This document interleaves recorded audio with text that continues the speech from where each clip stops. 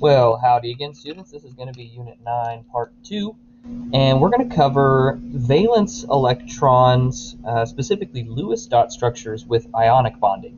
So we're going to take what we learned in Part 1, and we're going to see what happens when you put two elements together, one nonmetal, one metal, and see how the electrons transfer in an ionic bond.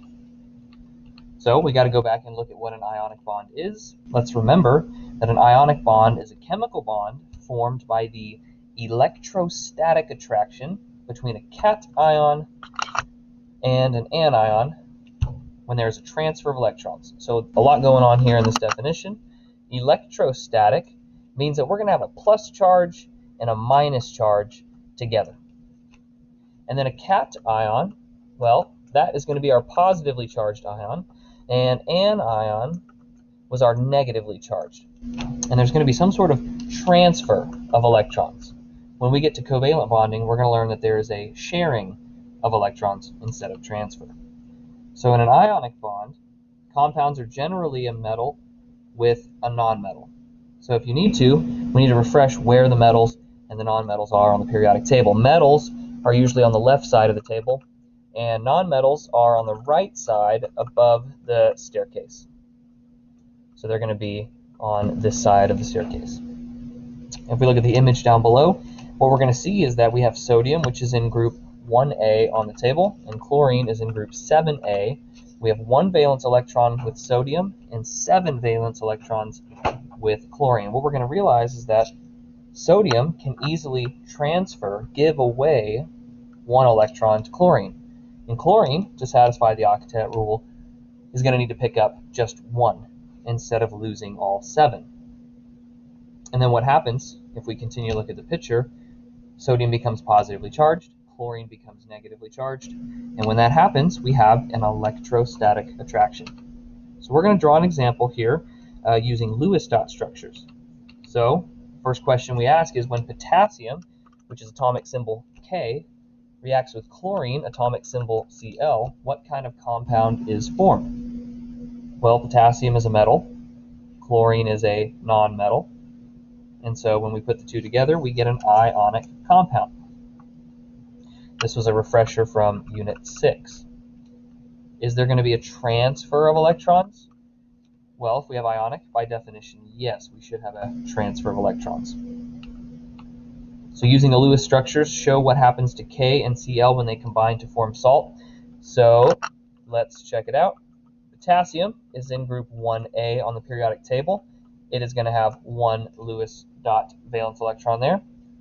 Chlorine is going to have 1, 2, 3, 4, 5, 6, 7.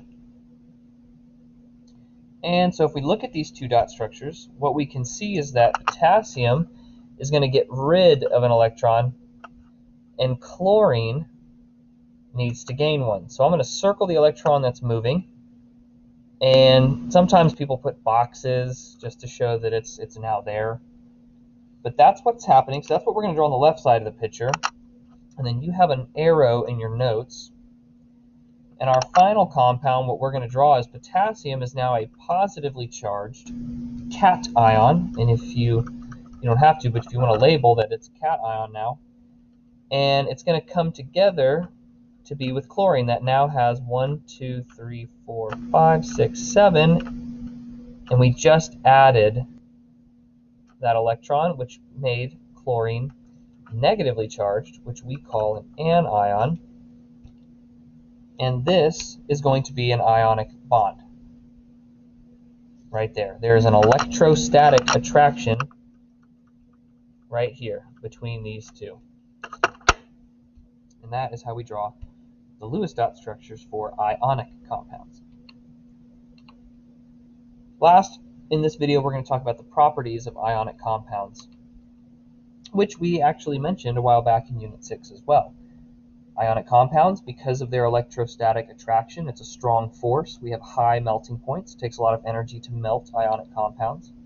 Because of that, we usually have solids at room temperature. If they didn't have high melting points, they would be liquids or gases. They are crystalline in structure. So our best example here would be table salt. It is an ionic compound between sodium and chlorine.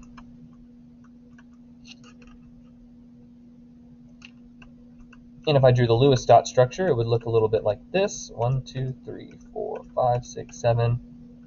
With that extra electron picked up.